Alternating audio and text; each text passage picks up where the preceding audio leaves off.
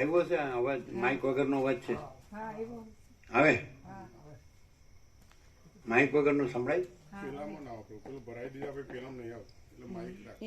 તો પછી એનું કહેતા હતા ને, એનો મોટો આવે એમ કહેતા હતા ને. પણ એમાં એ ભરાઈ દીધા પછી માઇક જોઈએ જ એમાં.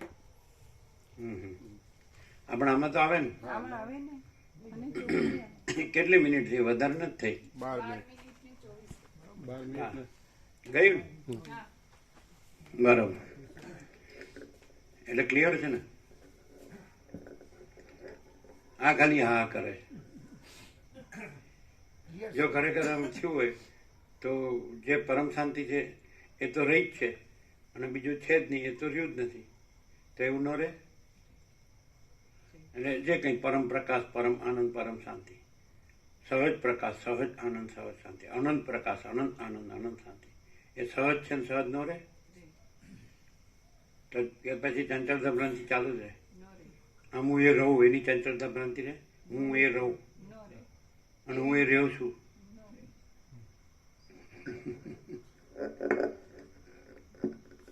કોઈ સાપેક્ષતા ન રહે. નિરપેક્ષ કેવું ન પડે. સમજાય?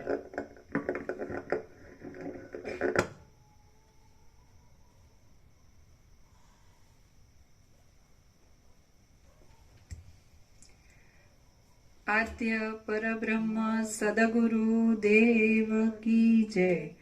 ઓમ શ્રી પરમાત્મને નમઃ. સદગ્રંથોમાં શિરોમણી શ્રી યોગ વાસિષ્ઠ મહારામાયણ નિર્વાણ પ્રકરણ પૂર્વાર્ધ, પેજ નંબર 843, 843, સર્ગ 8મો. અવિદ્યાના કાર્યરૂપ જગતનું વર્ણન. આ 8મા સર્ગમાં અવિદ્યા કૌંસમાં જગતરૂપ કાર્ય અવિદ્યાનું સંસારરૂપી જંગલમાં લતા રૂપે વર્ણન કરવામાં આવશે. વસિષ્ઠ બોલ્યા, આ અવિદ્યા જે જગતનું કારણ છે તે સંસારરૂપી વનમાં ચૈતન્યરૂપ પર્વતની ટોચ પર રહેલી લતા રૂપે છે, જેને મોટા પર્વતો સાંધા છે, જળ આદિ 5 મહાભૂતો છાલ છે, લોકોરૂપી પાંદડા છે અને 3 લોકરૂપી દેહ છે. તે કેવી છે અને ક્યારે ખીલે છે એ વિશે હું કહું છું, તે તમે સાંભળો. આ અવિદ્યારૂપી લતામાં સુખ, દુઃખ, જન્મ, સ્થિતિ, જ્ઞાન અને અજ્ઞાન એ ફળો દિવસે દિવસે વધતા જાય છે. પોતે જે સુખ સંપત્તિ આજે ભોગવે છે તેથી વધારે ભોગવવા માટે એવી રાગરૂપી અવિદ્યા ઉદય પામે છે, અને તે અવિદ્યા યજ્ઞ તથા દાન આદિ કરાવીને સુખ આપે છે. તેમજ ભોગવવામાં આવતા દારિદ્ર આદિ દુઃખમાંથી ધનની તૃષ્ણા આદિ અવિદ્યા ઉદય પામે છે, અને તે અવિદ્યા દુષ્ટ વાસનાથી ચોરી આદિ અધર્મોમાં પ્રવૃત્તિ કરાવીને દુઃખ આપે છે. જન્મમાંથી પણ અવિદ્યા ઉદય પામે છે, અને તે અવિદ્યા પાછી જન્મ આપ્યા વિના રહેતી જ નથી. સ્થિતિમાં પણ અવિદ્યા ઉદય પામે છે, અને તે અવિદ્યા પાછી સ્થિતિ આપ્યા વગર રહેતી નથી. અજ્ઞાનથી અવિદ્યા વૃદ્ધિ પામે છે, અને તેથી પાછું પણ અજ્ઞાનરૂપી ફળ અવશ્ય પ્રાપ્ત થાય છે. તત્વ વિચારથી જ્ઞાનની વૃદ્ધિ પ્રાપ્ત થાય છે, અને એ વૃદ્ધિ પણ પાછી જ્ઞાનની વૃદ્ધિને જ આપે છે. અનેક પ્રકારના ઉલ્લાસોવાળું, વાસનાઓરૂપી સુગંધથી શોભી રહેલું અને પ્રાણીઓરૂપી ઘાટા તથા ચપળ પલ્લવોવાળું આ અવિદ્યારૂપી લતાનું શરીર ભારે વધી ગયેલું છે. દિવસોના સમૂહરૂપી પુષ્પોવાળી, રાત્રિઓરૂપી ચપળ ભ્રમરોવાળી, નિરંતર ડોલ્યા કરતી અને જેમાંથી કેટલાયક પ્રાણીઓરૂપી પાંદડા નિરંતર પડ્યા કરે છે, એવી આ અવિદ્યારૂપી લતા કોઈ સમયે વિવેકરૂપી હાથણીની હડફેટમાં આવીને પડી જાય છે અને રજ વિનાની થઈને હતાશ પામે છે. પણ જો એ હાથણીની પૂરેપૂરી હડફેટમાં ન આવે તો પાછી મજબૂત થઈ જાય છે. આ અવિદ્યારૂપી લતા નવા નવા ઉત્પન્ન થતા મિત્ર તથા પશુ આદિ કૂંપણિયાથી પોષાય છે. પ્રકટ થતા પુત્ર પૌત્રાદિ રૂપી અંકુરોથી વધે છે. સઘળી ઋતુઓમાં વાસનાઓરૂપી પુષ્પોથી ભરપૂર રહે છે. સઘળા રસોથી શોભ્યા કરે છે. જન્મરૂપી સાંધાઓમાં દુઃખ તથા રોગ આદિરૂપ સર્પોથી વીંટાય છે. મરણોરૂપ છિદ્રોથી વ્યાકુળ રહે છે. વિષયોના અનુભવરૂપ રસથી ભરાય છે અને કેવળ વિચારરૂપી હથોડાથી જ ઘસાઈ જાય છે. દિવસે દિવસે આકાશમાં ચારે બાજુથી પ્રકાશતી ચંદ્રોની તથા સૂર્યોની હારો ને ગ્રહો આ અવિદ્યારૂપી લતાના પુષ્પો છે, જે સદા ગતિ કર્યા કરે છે. હે રામચંદ્રજી, આકાશરૂપી કોષને ભરપૂર કરી દેનારી તારાઓની પંક્તિઓ આ અવિદ્યારૂપી લતાની ચકચકિત આકારવાળી કળીઓ છે. ચંદ્ર તથા અગ્નિના પ્રકાશો આ અવિદ્યારૂપી લતાનો પરાગ છે. એ પરાગથી ઉજળા અંગોવાળી આ અવિદ્યારૂપી લતા સ્ત્રીની જેમ મનોહર લાગે છે. આ અવિદ્યારૂપી લતા વિવેકવાળા મનરૂપી હાથીથી કંપી જાય છે, સંકલ્પોરૂપી કોયલોના ટહુકારવાળી છે, ઇન્દ્રિયોરૂપી સર્પોથી ઘેરાયેલી છે, તૃષ્ણારૂપી છાલથી વીંટાયેલી છે, કાળા આકાશરૂપી તમાલ વૃક્ષના આશ્રયથી ઉન્નતિ પામેલી છે, સ્વર્ગ તથા પૃથ્વીરૂપ બહાર દેખાતા ઘૂંટણો જેવા મૂળોવાળી છે, બ્રહ્માંડરૂપી બગીચાની પૃથ્વીમાં રહેલી છે, સમુદ્રોના ખાડારૂપ ક્યારામાં ટકેલી છે, નીચલા પાતાળ આદિ ભુવનોમાં અનેક મૂળિયાઓથી પેઠેલી છે, સઘળા સમુદ્રોના જળોરૂપી દૂધ વગેરે પદાર્થોથી સિંચાયા કરે છે, કર્મકાંડના વચનોથી ચપળતા ધરાવનારા રાગી લોકોરૂપી ભમરાઓવાળી છે, સ્ત્રીઓરૂપી પુષ્પોના સમૂહોવાળી છે, ચૈતન્યના સ્ફુરણરૂપી પવનથી ડોલ્યા કરે છે, પ્રવૃત્તિઓમાં ભમનારા લોકોરૂપી ઘણા નાના નાના જીવડાઓથી વ્યાપ્ત છે, નિષિદ્ધ કર્મોરૂપી અજગરોથી ઘેરાયેલી છે, સ્વર્ગની શોભારૂપી ફૂલોના માંડવાવાળી છે, જીવોના જીવવાના સાધનોથી પરિપૂર્ણ છે, વિષયોની વાસનાઓરૂપી અનેક પ્રકારની સુગંધોથી મૂઢ લોકોને મદ આપનારી છે, વિવેકી લોકોને નાના પ્રકારના ઉપશમોની વિચિત્રતાઓરૂપ અનેક પુષ્પોથી સુશોભિત લાગે છે, અનેક પ્રકારના ફળોની પંક્તિથી વ્યાપ્ત છે, પુષ્પોની, ફળોની, રસની તથા પરાગની વૃષ્ટિથી શોભ્યા કરે છે, સમુદ્રોના ખાડાઓરૂપી અનેક ક્યારાઓથી વીંટાયેલી છે, પ્રાણીઓરૂપી અનેક પક્ષીઓનું પોષણ કરનારી છે, સૂર્યાદિકના અનેક પ્રકારના પ્રકાશોરૂપી પરાગોથી ખરસટ જેવી લાગે છે, પર્વતોરૂપી અનેક પ્રકારના ઝાડાઓવાળી છે, અનેક પ્રકારની કળાઓરૂપી ઉઘડેલી કળીઓવાળી છે, અનેક કર્મોરૂપી વનોના સમૂહમાં ઉગેલી છે, અનેક ચિદાભાસોરૂપી પહાડોની ઉપર ચડેલી છે, અને અનેક અવતારોરૂપી પાંદડાઓથી ભરપૂર છે.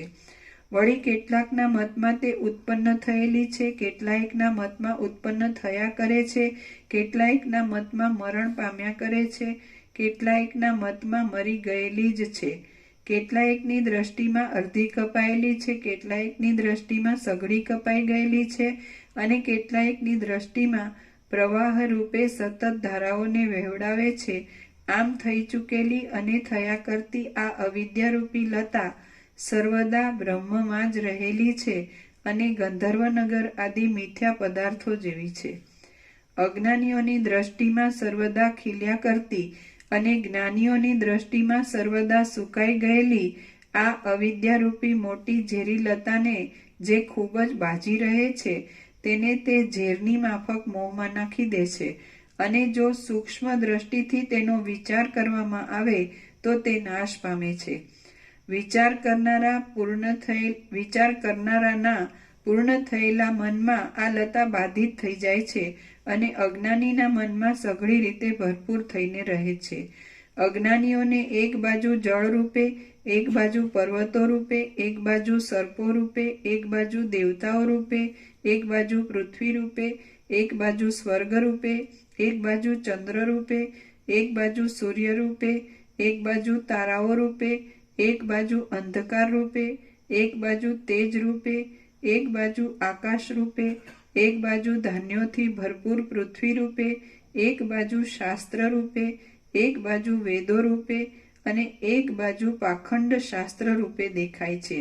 આ અવિદ્યા કોઈ ઠેકાણે પક્ષીઓનું રૂપ ધારણ કરીને ઉડે છે, કોઈ ઠેકાણે દેવતાઓનું રૂપ ધરીને પ્રકાશે છે, કોઈ ઠેકાણે ઠૂંઠા રૂપે જણાય છે, કોઈ ઠેકાણે પવન રૂપે જણાય છે, કોઈ ઠેકાણે નરક રૂપે પાતાળમાં રહેલી જણાય છે, કોઈ ઠેકાણે સ્વર્ગના વિલાસોવાળી જણાય છે, કોઈ ઠેકાણે દેવલોક રૂપી દેખાય છે, કોઈ ઠેકાણે કીડાઓ રૂપે રહેલી દેખાય છે, કોઈ ઠેકાણે વિષ્ણુ રૂપે જણાય છે, કોઈ ઠેકાણે બ્રહ્મા રૂપે જણાય છે, કોઈ ઠેકાણે રુદ્ર રૂપે જણાય છે, કોઈ ઠેકાણે અગ્નિ રૂપે જણાય છે, કોઈ ઠેકાણે વાયુ રૂપે જણાય છે, કોઈ ઠેકાણે ચંદ્ર રૂપે જણાય છે અને કોઈ ઠેકાણે યમ રૂપે જણાય છે. હે રામચંદ્રજી, બ્રહ્માંડોમાં જે કાંઈ મોટા મહિમાવાળું સદાશિવ આદિ દ્રશ્ય સ્ફુરે છે અને જે કાંઈ જૂના ખડના ટુકડા વડે વગેરે હલકું દ્રશ્ય સ્ફુરે છે તે સઘળું અવિદ્યા જ છે અને તત્વાવબોધથી બાધિત જ છે એમ તમે સમજો. હે રામચંદ્રજી, બ્રહ્માંડો એટલે પરમેશ્વરને અવિદ્યા કીધું. હે રામચંદ્રજી, બ્રહ્માંડોમાં જે કાંઈ મોટા મહિમાવાળું સદાશિવ આદિ દ્રશ્ય સ્ફુરે છે અને જે કાંઈ જૂના ખડના ટુકડા વગેરે હલકું દ્રશ્ય સ્ફુરે છે તે સઘળું અવિદ્યા જ છે અને તત્વાવબોધથી જ બાધિત છે એમ તમે સમજો. એ દ્રશ્યરૂપ અવિદ્યા તત્વબોધથી બાધિત જણાય ત્યારે જ મોક્ષ થાય છે. શ્રી યોગ વાસિષ્ઠ મહારામાયણમાં નિર્વાણ પ્રકરણના પૂર્વાર્ધનો અવિદ્યાનું કાર્ય વર્ણન નામનો સર્ગ 8મો સમાપ્ત. સદાશિવ એટલે પરમેશ્વર દ્રશ્ય રૂપે સ્ફોડે છે, એમાં આવ્યું, એપિયરન્સમાં આવ્યું. સમજાય? અને અમે પોતે જ પરમ ચિદાકાશ પરમ જ્યોતિ અખંડ જ્યોતિ છીએ, એબ્સોલ્યુટ રિયાલિટી છે. એટલે સૌથી પહેલા 1889 આણંદી ચાતુર્માસ હતું ને ત્યારે સૌથી પહેલું આ જોયું, આમ એમને ઉગાડીને આ જોયું હતું પહેલી વાર. એટલે પછી કીધું બરોબર, આ લેવા જેવું છે. કારણ કે બધા આ હું આ જીવ છું ને આ ઈશ્વર છે એવી રીતે જ મથ્યા કરે છે. હું જીવ છું ને ભગવાન છે. અને એ પાછા સમકાલીન જ્યારે જે દરેકને જુદું જુદું તોંડે તોંડે મથેર વિના, એટલે આમને આમ બધાના અવતારો વયા જાય. અને આમાં સીધું જે નિરપેક્ષ જ છે એ જ આ સીધું છે. એમ કે અમે પોતે જ પરમ ચિદાકાશ અનંતપૂર્ણ નિરપેક્ષ જ છીએ. અમે પોતે જ અનંત સંપૂર્ણ અપરિગ્ય નિર્ભ્રાંત નિરપેક્ષ છીએ. તો એ એકદમ એટલે અહીંયા આનો મેળ ખાય. એવી રીતે શિવરસ રીભુ ગીતા સાર, રીભુ ગીતા સારમાં એવી રીતે જ છે. અને આમાં એવું રીતે છે, સદાશિવ વસ્તિના સમાજમાં એવી રીતે છે. અને ઇગ્નોર કરે એનું કારણ શું કે પોતામાં ભ્રાંતિ હોય એટલે. અને જો કોઈ ભ્રાંતિ ન હોય તો પોતે જ છે. જેમ કે અહીંયા કોઈ ભ્રાંતિ નથી તો અમે પોતે જ પરમ ચિદાકાશ પરમ જ્યોતિ અખંડ જ્યોતિ છે. અમે એટલે આ નહીં, એટલે બીજાને જે ભ્રાંતિથી દેખાય છે એ નહીં, અમે ખરા. આ નથી એવું નહીં, નથી એવું તો કાંઈ છે જ નહીં, બધું છે જ છે છે છે જ છે જ છે, નથી એવું કાંઈ નથી. પણ ભ્રાંતિવાળાને બધું નથી એવું દેખાય અને એને જે પરમેશ્વર કે સદાશિવ દેખાય એ પણ નથી એવા જ દેખાય. કારણ કે એને દ્રશ્ય રૂપે સ્ફુરે છે તો એ બધું અવિદ્યા છે. એટલે અહીંયા રામ શંકા કરશે પછી કે પરમેશ્વર પણ અવિદ્યા, સદાશિવ, વિષ્ણુ, બ્રહ્મા, તો કે બધું અવિદ્યા જ છે. એ અવિદ્યાનું શુદ્ધ સત્વ છે. તો શુદ્ધ સત્વ નથી એટલે તત્વ બધુંથી બાધિત થઈ જાય છે. એ સાપેક્ષતાથી કીધું છે. બાકી જે અવિદ્યા નથી એટલે તત્વબોધ અવબોધ એ ઉપચાર પણ નથી ને બાધિત થઈ જાય છે એમ પણ નથી, ઉપશમ નિર્વાણ થાય છે એવું પણ નથી ને સહજ જોવાય છે. પછી જે દાખલ કે રમણે કીધું, આપણે એવી રીતે કીધું કે એમનો દેહ હોય કે ન હોય તો પણ લાભ મળે છે. તો ત્યાં પણ જે લાભ છે સાપેક્ષ દ્રષ્ટિએ કે ભાઈ હું જન્મ્યો છું, બ્રહ્મ નથી જન્મ્યો ને પરમ ચિદાકાશ પરમ જ્યોતિ અખંડ નથી, તો એ પણ રમણ નથી, સદાશિવ નથી, વશિષ્ઠ રામ નથી અને સરસ્વતી વાલ્મીકી નથી, પણ એ પણ પરમ ચિદાકાશ પરમ જ્યોતિ અખંડ જ્યોતિ જ છે. જેવી રીતે કીધું ને કે કોઈ સિદ્ધ હોય ને એનો સત્ય સંકલ્પ જો સિદ્ધ થાય તો એની પાછળ પરમાત્માનો સત્ય સંકલ્પ હોય તો જ સિદ્ધ થાય છે. ન હોય પરમાત્માનો એની પાછળ તો એ સિદ્ધનો સત્ય સંકલ્પ એ સિદ્ધ થતો નથી. એવું છે ને? એટલે એમ ન કહેવાય કે આ રમણનો લાભ છે કે વશિષ્ઠનો લાભ છે કે સદાશિવનો લાભ છે. જે નથી એનો લાભ નથી, જે છે એ પછી લાભ ન કહેવાય, એ પોતે જ છે. એટલે પોતે એટલે આ નહીં. એટલે અહીંયા ધારો કે એમ કે અમે પોતે જ પરમ ચિદાકાશ પરમ જ્યોતિ અખંડ જ્યોતિ છીએ, તો એ પરમ ચિદાકાશ પરમ જ્યોતિ અખંડ જ્યોતિ વાચ એવી રીતે લેવું પડે, પ્રકાશ વાચ. સમજાય કે નહીં? ખ્યાલ આવે છે? એટલે આ એવી રીતે ન પકડાય એમ. એટલે જેને દ્રશ્ય ભ્રાંતિથી આ દેખાતું હોય, અહીંયા આ છે દ્રશ્ય ભ્રાંતિથી દેખાય છે, આ નથી. પણ એ અમે પોતે જ પરમ ચિદાકાશ પરમ જ્યોતિ અખંડ જ્યોતિ છીએ તો એ આવું પરિચ્છિન્ન નથી માપનું કે. સમજાય કે નહીં?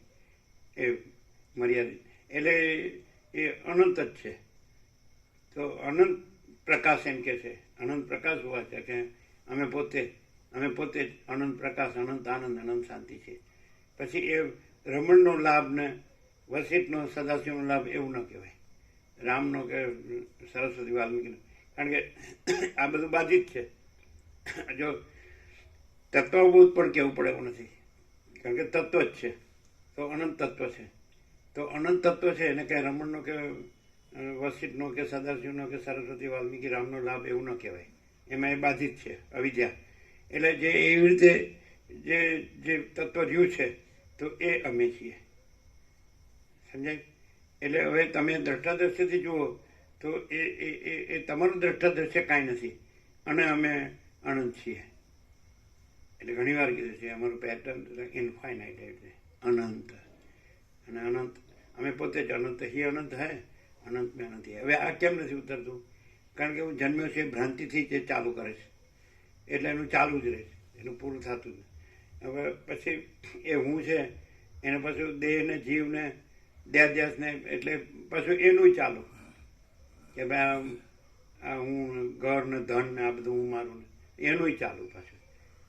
બ્રહ્મચારી એટલે ન પરણ્યો કેમ તો એનું ચાલુ, સંન્યાસ તો એનું ચાલુ, કારણ કે એ શેનું છે? હું જન્મ્યો છું એનું જ છે, સમજાય કે નહીં? ધારો કે એ કાંઈ પણ કરે છે તો એ હુંનું જ કરે છે, નથી એટલે જન્મ્યો નથી, જે જન્મ્યો જ નથી એનું જ કરે છે. અને અહીંયા અમે પોતે જ અનંત છીએ, પૂર્ણ, બરાબર છે? અનંત વ્યાપક છે કે ને, તો અમે પોતે જ અનંત પૂર્ણ છીએ. તો પછી એ કરવા પણ નથી, એ થતું નથી, છીએ જ. અને આ બીજું નથી તો એ નથી કરવા પણ નથી, ઉપસમ નિર્વાણ કરવા પણ નથી, નથી એવું સહજ ક્લિયર થાય. તો આ કોઈને નથી સમજાતું, ખબર પડી?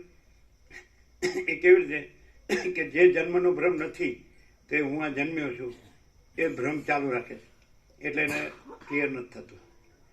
અને જો એમ થાય કે એમાં તો જન્મનો ભ્રમ સંભવતો જ નથી, તો સીધું જ છે, અનંત સહજ છે. અને પોતે જ શબ્દ છે એ અનંત વાચક છે. પોતે જ શબ્દ છે એ જે જન્મનો ભ્રમ થયો નથી એના વાચક નથી. એ હું આ જન્મ્યો છું એ ભ્રમવાચક નથી. એટલે હું અનંત છું એ જે જન્મ્યો છું એ ભ્રમવાચક અનંત નથી. અમે પોતે જ શબ્દ અનંત વાચક છે, અનંતનો પર્યાય. ક્લિયર થાય? એટલે અનંત એકચ્યુઅલી વાચક નથી, અમે પોતે જ. અને એટલે વાચક અભેદ છે.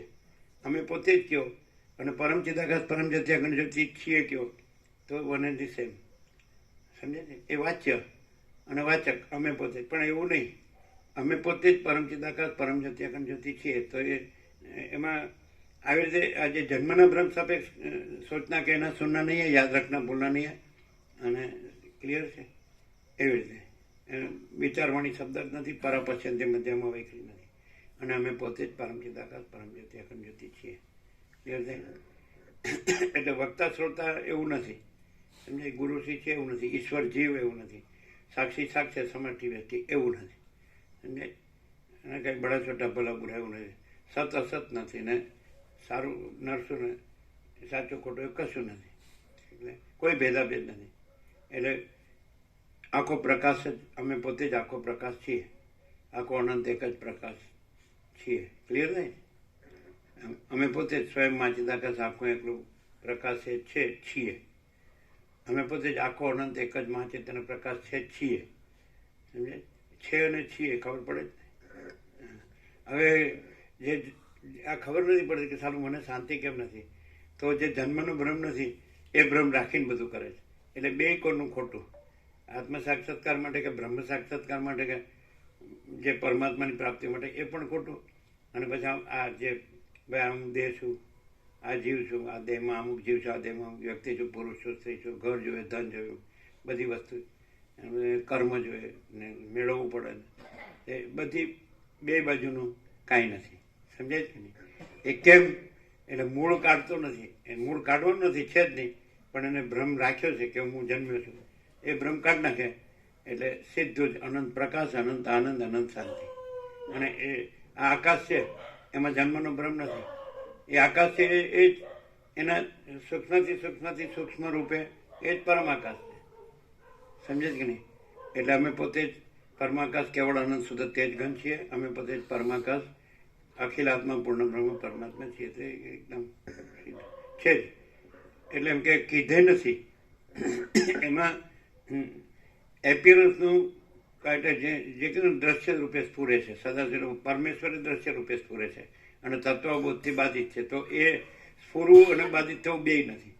એટલે અનંત મહાસાગરમાં એના મહાસાગરના જળનું હલવું દુલવું એ સ્ફુરણ, અને પછી એનાથી ચક્રી તરંગ થઈને પરપોટા ઈશ્વર માયા જેવી જગત તે સ્ફુરે છે. તત્વબોધથી બાધિત છે. એટલે કે અનંત મહાસાગર જ છે.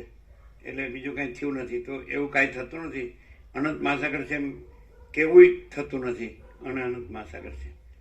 અમે પોતે જ પરમચિદાકાશ પરમજ્યોતિ અખંડ જ્યોતિ છીએ કેવું થતું નથી.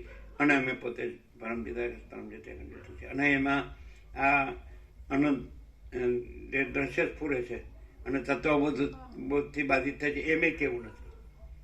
સમજાય? અને આ છે જો હે સો એકદમ એબ્સોલ્યુટ ક્લિયર છે ને, જો હે સો હે. અને એ અમે પોતે જ એ પરોક્ષ નહીં એમ કે હું આ છું ને જો હે સો અમે જાણ્યું અનુભવ્યું રહ્યા છીએ ને, અમે પોતે જ છીએ. છે ને?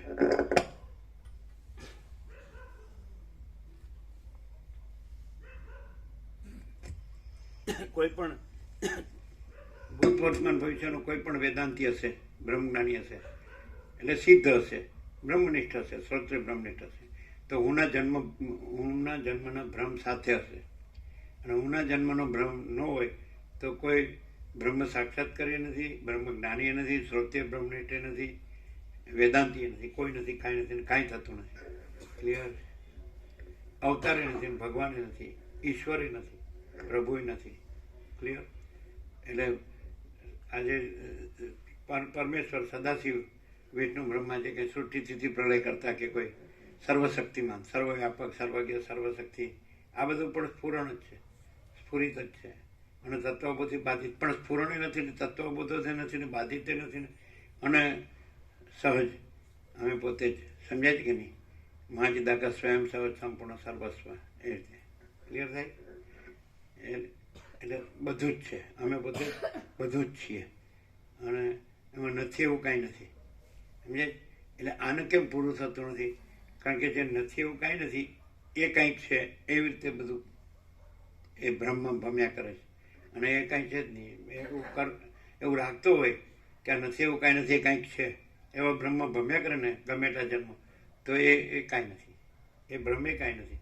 અને અમે પોતે જ, સમજે છે, કેવળ પરબ્રહ્મ અખંડ સત્ય, કેવળ સ્વયં પરબ્રહ્મ અખંડ સચ્ચિદાનંદ છીએ. કેવળ સ્વયં અખંડ જ્યોતિ સ્વરૂપ પરમાત્મા છીએ.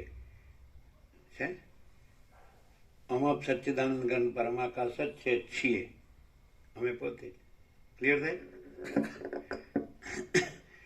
હવે અહીંયા ભ્રમ સાપેક્ષ કે ભ્રમ હોય તે ભ્રમ પકડી રાખીને સાંભળે તો લાભ ન થાય. જન્મનો ભ્રમ નથી તો સાંભળવો પણ નથી. અને જન્મનો ભ્રમ રાખીને સાંભળવાનો અર્થ નથી. ક્લિયર છે? કારણ કે આપણે એક બાજુ એમ કે ચિદાકાશ એક જ અદ્વિતીય અનાદિ અનંત, એનામાં હું આ જન્મ્યો છું, તો પછી સમજ્યો જ નથી. એ પેલું બોલવાનું જ રહ્યું. આમ બોલે કે એકમેવ અદ્વિતીય બ્રહ્મ અને નાનાથી કિંચન, એક જ અદ્વિતીય બ્રહ્મ છે અને આ બ્રહ્મમાં અનેક કાંઈ નથી. પણ તો હું જન્મ્યો છું ભ્રમ રાખીને પછી, એટલે એ કાંઈ નથી. અને સર્વમ કલ્વિદમ બ્રહ્મ તત્ચલાન, સર્વ ખરેખર આ બ્રહ્મ છે. અને તે બ્રહ્મ ઉત્પત્તિ સ્થિતિ લય આકારે ભાષે છે. તો હું જન્મ્યો છું ભ્રમ રાખીને બધું આમાં આવી ગયું હમણાં કે વેદો પણ સ્ફુરણ છે, શાસ્ત્રો પણ સ્ફુરણ છે, અને પાખંડ શાસ્ત્રો પણ સ્ફુરણ છે, અને સદાશિવને વિષ્ણુ બ્રહ્મને બધું સ્ફુરણ અને છે ને અવિદ્યા છે. હવે આ ક્યાંય નથી. અને મત સંપ્રદાય વાળા છે એ આ કે જ નહીં. સમજે? કે એમ કે નહીં વાંચવાનું, એમ કે એવા પાસે નહીં વાંચવાનું. કારણ કે આખો એ મૂળમાંથી નીકળી જાય. એ પોતાના હુંને મોટું કરવા વાળો અને પોતાને ભગવાન કરવા વાળો, એ જગતગુરુ કે વિશ્વ વિભૂતિ કે અવતાર કે સાક્ષાત્કારી કે ગમે તે હોય. અને તમે જોશો તો કોઈ પણ ઉપદેશનો ઉપચાર હશે તો એમાં આ લોકો દ્વૈતાદ્વૈતની વાત કરે છે, પણ એ બધું દ્વૈત જ હોય. દ્વૈતનો અર્થ શું થાય કે જે વૈકલ્પિક ભ્રમ, જે અખંડ બ્રહ્મ છે એમાં નથી, એનું જ બધું હોય. અને અખંડ બ્રહ્મમાં કાંઈ અખંડ બ્રહ્મ જ છે, બીજું કાંઈ છે જ નહીં, બીજું કાંઈ થતું જ નથી. બોલો, આ તમે ગમે એટલો આ અભ્યાસ કર્યો, વાંચ્યું, યાદ રાખ્યું, બોલ્યા, એ કાંઈ છે? તમે છો જ નહીં એવું થાય? હા, માં ચિતા કા સબ કુછ હૈ મેં કુછ નહીં, એવું ક્યાંય નહીં મળે. મળે તો એને પહેલાં એ ક્લિયર થવું પડે કે હું આ ભગવાન નથી, હું આ ઈશ્વર નથી, હું અવતાર નથી. કે રામકૃષ્ણ પરમહંસે કીધું કે એટલે હમણાં એક યાદ આવ્યું કે બેલુર મઠની લોન પર 2 જણ વિચારતા હતા, માસ્ટર મહાશય અને જેણે રામકૃષ્ણ કથા લગ્ન 5-6 વર્ષ રામકૃષ્ણના ચરણમાં બેઠા, ઈશ્વર સાક્ષાત્કાર થયો. બરાબર? તો એ અને વિવેકાનંદ જે વિદેશમાં 11 સપ્ટેમ્બર અને એ 1893માં જે એમણે કેલિફોર્નિયા એના પછી 2 વિચારતા. એટલે વિવેકાનંદ માસ્ટરમાં સાહેબ બોલતા નહીં, પણ એ તો એ જ રહ્યા હતા. એટલે એણે એમ કીધું કે વિવેકાનંદ કે મને શાંતિ નથી, માસ્ટરમાં સાહેબ તમને શાંતિ થઈ, મને શાંતિ થઈ નથી. એ એક પોઈન્ટ કીધું ને બીજો એમ પોઈન્ટ કીધું કેમ કે રામકૃષ્ણ એમ બોલ્યા કે છેલ્લે મને કીધું કે અરે નરેન હજી એમ કીધું ને કંઈ શંકા છે, એમ સંશય છે કે જે રામ હતા, જે કૃષ્ણ હતા, દેહમાં રામકૃષ્ણ રૂપે થઈ રહ્યા છે, એમ કીધું કે નહીં? તો હજી મને સમજાણું નથી, એવું એણે કીધું. એ પણ તારા વેદાંતની દ્રષ્ટિએ નહીં. એ 2 પોઈન્ટ અમને કીધા. તો એનો અર્થ શું? વેદાંતની દ્રષ્ટિએ એટલે શું ને વેદાંતની દ્રષ્ટિએ નહીં એટલે શું? જો કરો એનો એકદમ સ્ફોટ કરો. સમજાય? એ તારા વેદાંતની દ્રષ્ટિએ નહીં. એટલે વેદાંતની દ્રષ્ટિ એટલે શું? એટલે વેદાંતની દ્રષ્ટિ એટલે શું અને વેદાંતની દ્રષ્ટિએ નહીં એટલે શું? હવે આનો સ્ફોટ ક્યાંય નથી. અને પ્રકાશમાં તો બધું નેકેડ ટ્રુથ, ઓપન સિક્રેટ. અમે પોતે જ પરમ ચિદાકાર, સચ્ચા ચોખ્ખા ખુલ્લા આરપાર. હવે બોલો. કેમ કે વેદાંતની દ્રષ્ટિમાંથી હોય કઈ તો એકનું ખંડન છે ને એકનું પ્રતિપાદન છે, એવી રીતની વેદાંત. એટલે એમ કે જે રામ છે, જે કૃષ્ણ છે, એ જ આ દેહમાં રામકૃષ્ણ છે, એવી રીતે એમણે જે કીધું. તો એમનું કહેવાનું એમ થાય કે દ્વૈત નથી ને અદ્વૈત છે. એટલે રામ જે છે, કૃષ્ણ જે છે, એ જ આ રામકૃષ્ણ છે, એમ એમનું વેદાંતની દ્રષ્ટિથી થાય.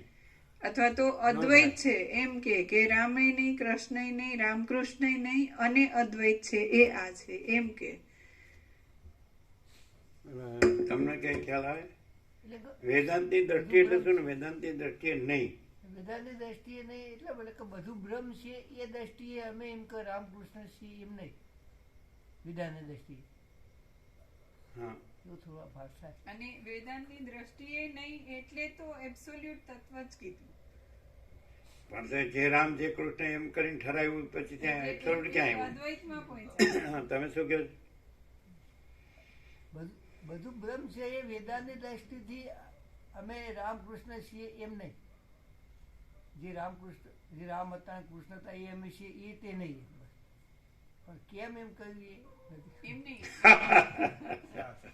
રામે રામ નથી ને બ્રહ્મ છે, કૃષ્ણ શાસ્ત્રોથી નહીં પ્રભુ, આપોઆપ સ્વયં જ છે.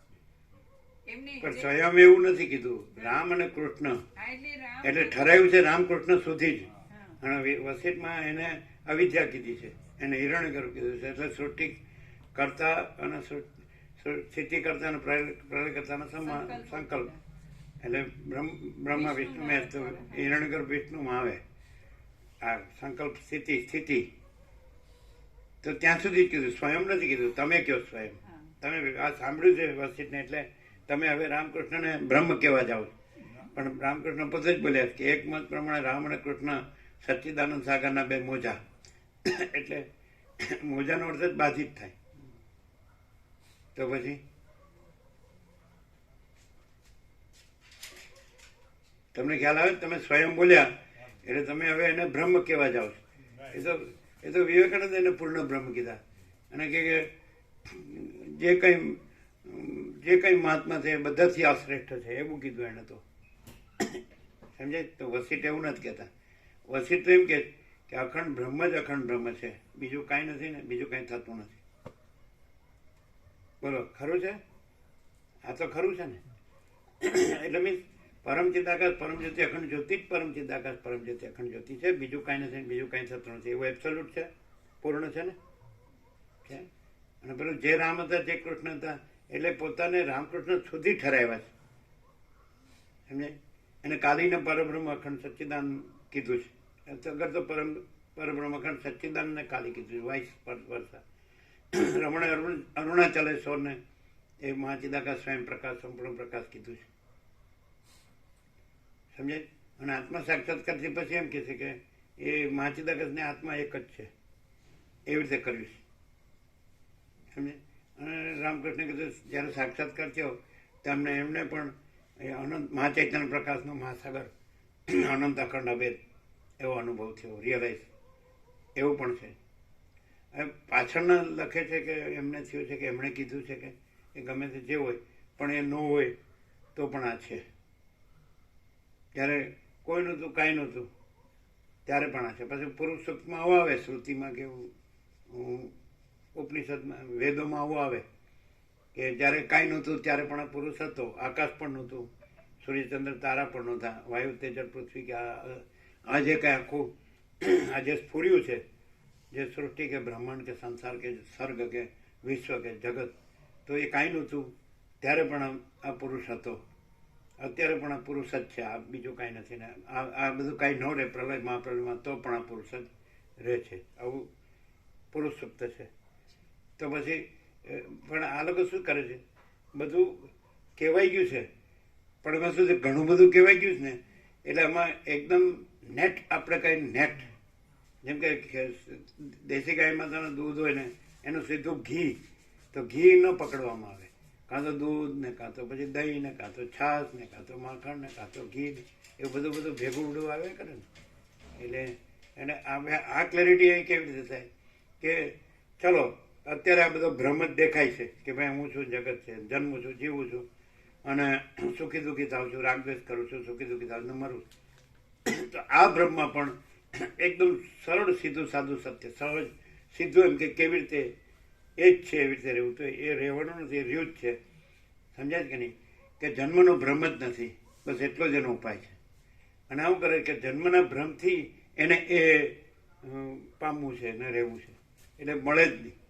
જે નથી એનાથી છે એ ન મળે, અને છે એ તો પોતે જ છે અને નથી એ તો છે જ નહીં. તો એ રીતે એ છે.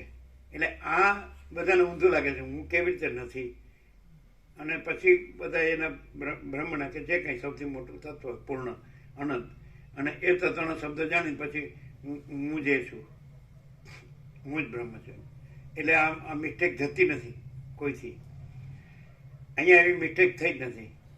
એ કેવી રીતે કે એક અસ્તિત્વ વ્યક્તિત્વ વગરનું અને કેન્દ્ર વગરનું અનંત, કેન્દ્ર વિનાનું અનંત, એટલે સીધું જ છે. એટલે અહમ છે જ નહીં. સવારે છેલ્લે એમ કીધું હતું કે આમાં શું લાભ થાય, તો બ્રહ્મનું પૂર્ણ સુખ છે અને અહમનું કોઈ દુઃખ નથી. એ કોઈ દિવસ અહમવાળામાંથી આવું ન આવે, સમજાય? અહમવાળામાંથી બ્રહ્મનું બધું આવે પણ મને શાંતિ નથી એવું ન આવે.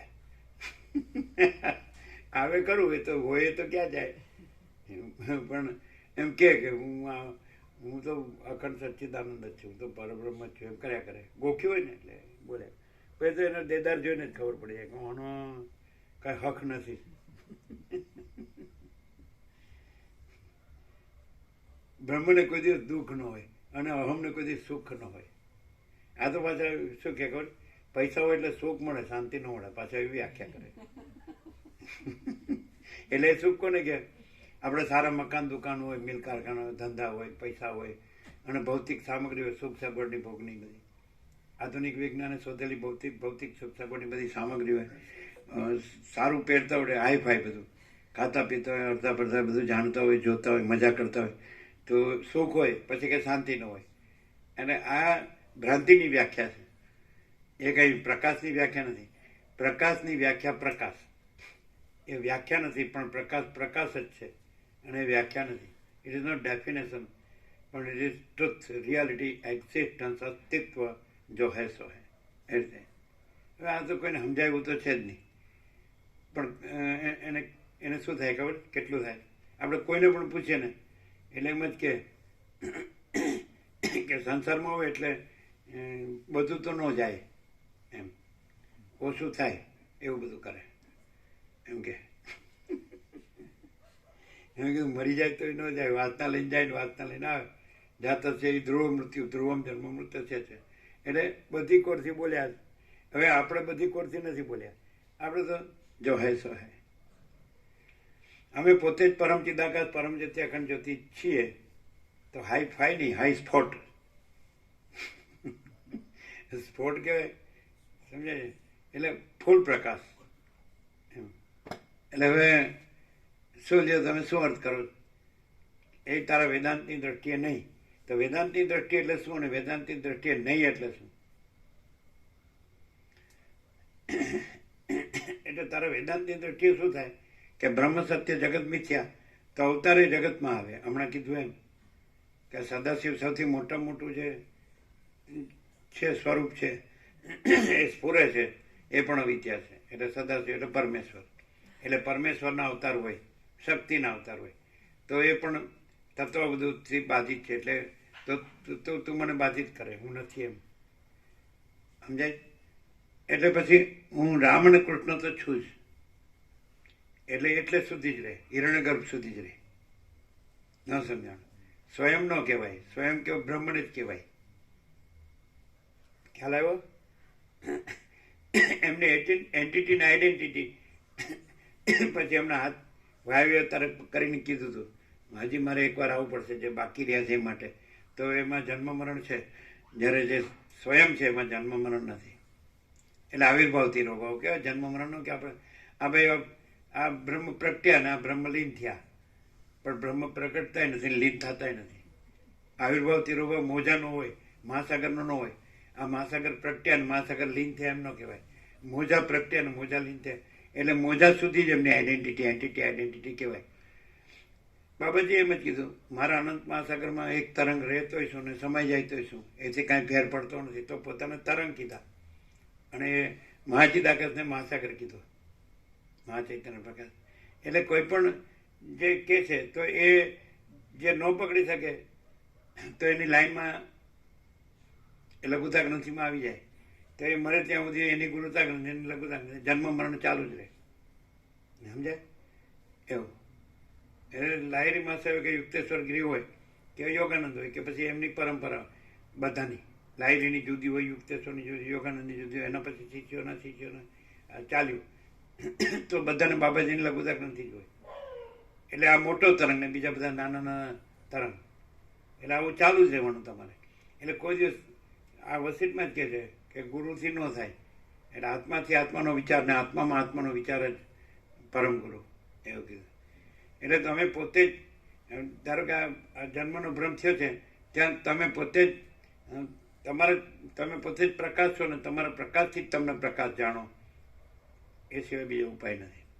અને તમારો જન્મનો ભ્રમ થયો જ નથી, અને એ તમે અનંત ચૈતન્ય પ્રકાશ, અનંત ચૈતન્ય શાંતિ તમે પોતે જ છો. એને વસિત આત્મજ્ઞાનને બ્રહ્મ વિદ્યા કે આત્મ સાક્ષાત્કાર, જે બ્રહ્મ સાક્ષાત્કાર, એટલે બ્રહ્મને બ્રહ્મનો સાક્ષાત્કાર થતો નથી. સમજાય? પોતે જ બ્રહ્મ છે, એટલે પોતે જ અનંત સુધી ચિદાકાશ છે, અને પોતે આ જન્મનો ભ્રમ થયો જ નથી. એવું એટલે સૂર્યથી જ પોતામાં એવું થાય કે પોતે સૂર્ય છે ને પોતામાં રાત્રિનો અંધકાર નથી. સમજાય? એટલે આવું વસિતમાં જ છે. એટલે ગુરુઓ આને ન વાંચવાનું કહેવાનું કારણ કે એમની જે ગુરુપદનો જે અહંકાર છે, સમજાય, એ તો એનું મહિમા રહેતો નથી, એ અવિદ્યા છે. ક્લિયર થાય? આ બધું વેદો શાસ્ત્રો બધું અવિદ્યામાં પરમેશ્વરને લીધા કે એ સ્ફુરણ છે, દ્રશ્ય છે. અમે પહેલું જ આ જોયું 89માં, એટલે અમે કીધું બરાબર, હવે આ નિરપેક્ષ સાથે મેળ ખાયું છે. અને પછી આવ્યું શિવ રહસ્યરી ભુગેતા, એમાં રમણ ક્યાં નથી, સહજ સમાધિ થાય છે. અષ્ટાવક્ર ગીતાની ઉપર છે, અષ્ટાવક્ર ગીતા વેદાંતમાં ટોપ છે, પણ એમાં શું થાય કે જો એ સમાધિ કે તો એ આમાં ન થાય. સુરગુણે પરિગમાં કીધું ચિત્ત હોય તો સમાધિ ને અસમાધિ હોય, પણ ચિત્ત જ નથી એટલે અસમાધિ નથી, સમાધિ નથી. ક્લિયર થાય છે? થાય છે ને? એટલે આ બધું જે છે ને, જે બધા કરે કારવે છે ને એ કાંઈ નથી. કારણ કે જન્મનો બ્રહ્મ જ કાંઈ નથી. એટલે હું એ નેટ છે, એટલે ઇનેટ છે. નેટ અને પાછું ઇનેટ, ઇનેટ અને નેટ. નેટ સમજો? એની ટીટી એટલે હું, નેટ એટલે ચોખ્ખું, એટલે એબ્સોલ્યુટ. એબ્સોલ્યુટ. પણ આવું નેટ ક્યાંય નથી હોતું. એટલે ગઢ મથલ કે છે ને, ખટપટ કે છે, કડાકૂટ કે છે, ગઢભાંગ કે છે, વાનર ગુલાટ, ચંચળતા ભ્રાંતિ, એ કાંઈ નહીં. હવે જો જન્મનો બ્રહ્મ નથી તો પછી અવિદ્યા નથી, એટલે નથી જ. અને ચંચળતા ભ્રાંતિ નથી જ, એટલે કોઈ ભ્રમ નથી એમ. અને આખું બ્રહ્મ છે, અખંડ બ્રહ્મ. અમે પોતે જ અખંડ બ્રહ્મ સૂર્ય છીએ. સમજાય છે કે નહીં? હવે એ કેવી રીતે ખબર પડે? એમ કે તમે આ માણસ છો ને બરાબર બોલો છો, પણ એ તો અનંત જે સચ્ચિદાનંદ બ્રહ્મ છે એ જ અનંત બ્રહ્મ, અનંત બ્રહ્મ જ અનંત બ્રહ્મ છે, એમ તમે કહી શકો કે નહીં ચેતુપ્રભુ? કેમ? ઇનેટ જન્મનો ભ્રમ નથી, એટલે અમે પોતે જ પરમચિદાકાશ પરમ જ્યોતિ અખંડ શુદ્ધ છીએ. એટલે અમે નથી એવું તો નથી. અમે જે નથી એ નથી, પણ અમે જે છીએ તો છીએ કે નહીં? અમે જન્મનો બ્રહ્મ નથી, પણ અમે અજર અમર અખંડ અવિનાશી છીએ તો છીએ કે નહીં? અમે નથી એને અજર અમર અખંડ અવિનાશી નથી કહેતા, અમે જે છીએ એને અજર અમર અખંડ અવિનાશી કહીએ. અસર સમજી ન શકે. બુદ્ધિથી બુદ્ધિનું કામ નથી. આ ખ્યાલ આવે? ગાંધીનગર આવ્યા રાવ પ્રભુ એવું કહે કે એ બુદ્ધિ કા કામ નહીં. અમે ત્યાં તમે સાંભળેલું? એ વખતે હાજર તો નહીં હોય તમે? તમે હતા? અમે અંદર બેઠા હતા. કોણ હતું? એવું બોલે ને? આમ જતા જતા દરવાજામાં નીકળતા નીકળતા બોલ્યા એ બુદ્ધિ કા કામ નહીં હે. બુદ્ધિ આ બુદ્ધિને અવિદ્યા કીધી. રામે હનુમાનને કીધું ને કે બુદ્ધિ અવિદ્યા છે, આભાસ કદી સત્ય હોતો નથી, સાક્ષી પરમાત્મા છે. પછી સાક્ષી ન કહેવાય. પછી અમે પોતે જ કેવળ અખંડ જ્યોતિ સ્વરૂપ પરમાત્મા છીએ. કેમ છે ને છીએ બે? છે કીધું એ તો દ્રશ્ય સાપેક્ષ, બીજું નથી ને છે એમ કહેવાનું, પણ એ જ છીએ, એને અમારામાં બીજું કઈ નથી, કે બીજું કઈ નથી એવું કહેવા પણ નથી ને છીએ એ કહેવા પણ નથી, એવા છીએ.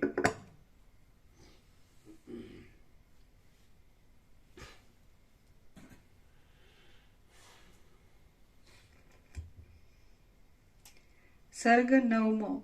વિદ્યા અને અવિદ્યાના સ્વરૂપનું વર્ણન. આ 9મા સર્ગમાં 3 ગુણોના વિભાગનું, સદાશિવ વગેરેના શુદ્ધ સત્વમયપણાનું, વિદ્યાના તથા અવિદ્યાના સ્વરૂપનું અને સર્વથી રહિત શુદ્ધ બ્રહ્મ તત્વનું નિરૂપણ કરવામાં આવશે. રામ બોલ્યા, હે ગુરુ મહારાજ, વિષ્ણુ તથા શિવ આદિ આકારો કે જેઓને શુદ્ધ અને પરમેશ્વર ગણવામાં આવે છે, તેઓ પણ અવિદ્યારૂપ જ છે એમ આપના મુખથી સાંભળીને મને શંકા થઈ છે કે શુદ્ધ પરમેશ્વર અવિદ્યારૂપ હોય એમ કેમ સંભવે? તારા વેદાંતની દ્રષ્ટિએ નહીં, એટલે વેદાંતથી હું અવિદ્યારૂપ સિદ્ધ થાવ એટલે બાધિત થઈ જાઉં, એટલે તારા વેદાંતની દ્રષ્ટિએ નહીં. બાબુ આ વાક્ય સાંભળ્યું ને ત્યારથી હતું કે આનો અર્થ શું થતો છે, આનો અર્થ શું થતો છે. આજે નિવેડો એટલે કયું વાક્ય? કે ભાઈ તારા વેદાંત દ્રષ્ટિએ નહીં. બહુ સારી ચર્ચા થઈ. જો તું વેદાંત દ્રષ્ટિ કરે એટલે આ વસિત દ્રષ્ટિ કરે તો હું બાધિત થઈ જાઉં, હું અવિદ્યા થઈ જાઉં, એટલે નથી થઈ જાઉં. પણ હું તો રામકૃષ્ણાદિક રૂપે છું, આવું છું, જાઉં છું.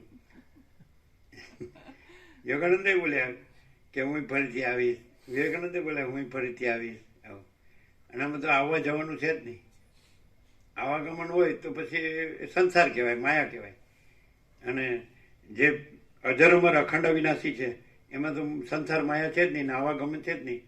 આવાગમન રહેતું હોય તો પછી એ મોક્ષ ન કહેવાય. અને આમાં તો મોક્ષે કહેવા પણ નથી, બંધે કહેવા પણ નથી, મોક્ષે કહેવા પણ નથી, અજ્ઞાન જ્ઞાને કહેવા પણ નથી. અને બસ બ્રહ્મ જ બ્રહ્મ છે, સગુણો બ્રહ્મ છે, સ્વયં બ્રહ્મ છે, કેવળ બ્રહ્મ છે. તમને ખ્યાલ આવે? હવે સમજાણું? ક્લિયર છે ને? જો તારો વેદાંતની દ્રષ્ટિ કરે એટલે વસીઠ પ્રકાશ દ્રષ્ટિ કરે તો ખલાસ, હું છું જ નહીં. હા, આ થોડું ગુરુપણાનો સ્વાદ.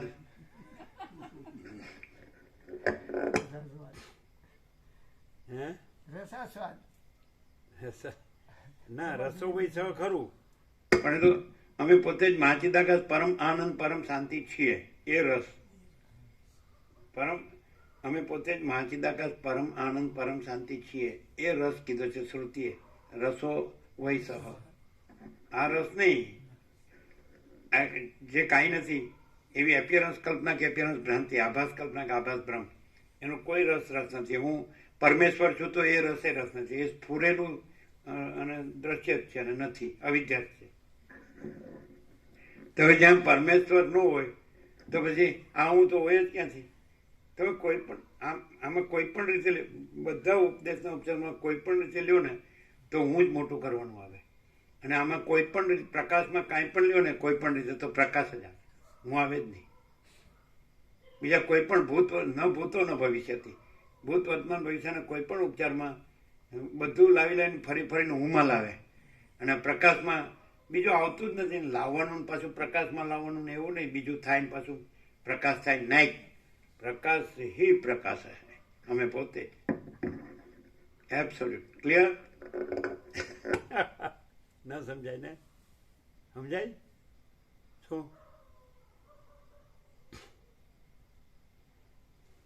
ગોબ્રહ્મ વિચારતા છે કે બહુ વર્ષોનો અભ્યાસ છે એટલે બરોબર બોલે છે. તો કોઈ દ્રશ્યનો ભ્રમ સદ નહીં, સાપેક્ષતા જરાય નથી. પણ હું તો ખરો ને. ના, હું નથી. એટલે અમારી દ્રષ્ટિએ પ્રભુ દેખાય છે એવી રીતે નહીં, પણ જે પ્રભુ છે એ તો છે જ. તો પછી દ્વૈત થયું ને.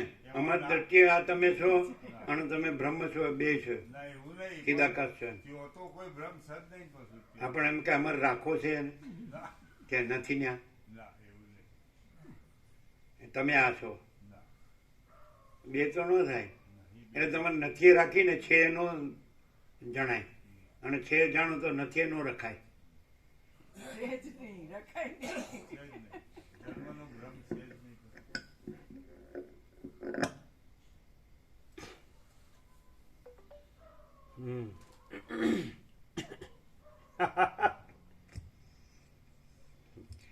રામ બોલ્યા, હે ગુરુ મહારાજ, વિષ્ણુ તથા શિવ આદિ આકારો કે જેઓને શુદ્ધ અને પરમેશ્વર ગણવામાં આવે છે તેઓ પણ અવિદ્યા રૂપ જ છે એમ આપના મુખથી સાંભળીને મને શંકા થઈ છે કે શુદ્ધ પરમેશ્વર અવિદ્યારૂપ હોય એમ કેમ સંભવે?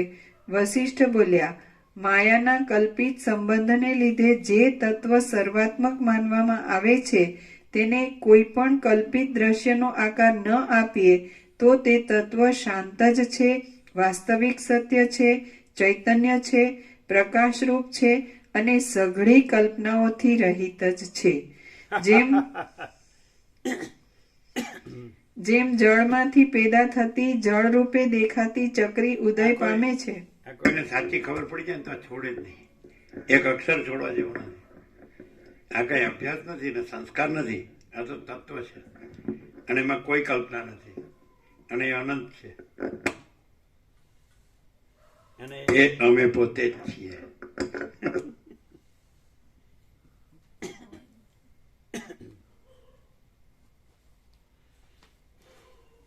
પહેલી જ વાર પ્રભુના દર્શન થયા ને આ વાક્ય આવ્યું હતું ને ત્યારે જ મને કીધું આ પ્રભુ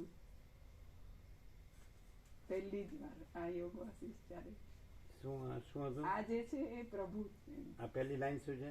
આ જે રામ વશિષ્ઠ બોલ્યા હા, પહેલી વાર સાંભળ્યું ત્યારે જ લખ્યું હતું કે આ પ્રભુ છે, એમ પ્રભુ આ છે. હા, ફરજી વાંચો. વશિષ્ઠ બોલ્યા,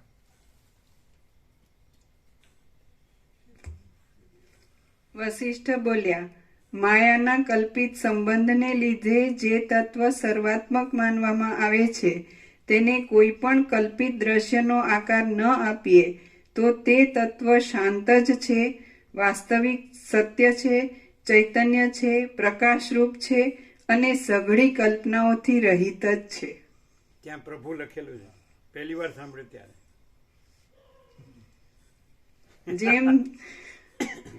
જેમ જળમાંથી પેદા થતી જળરૂપે દેખાતી ચક્રી ઉદય પામે છે, તેમ એ બ્રહ્મ.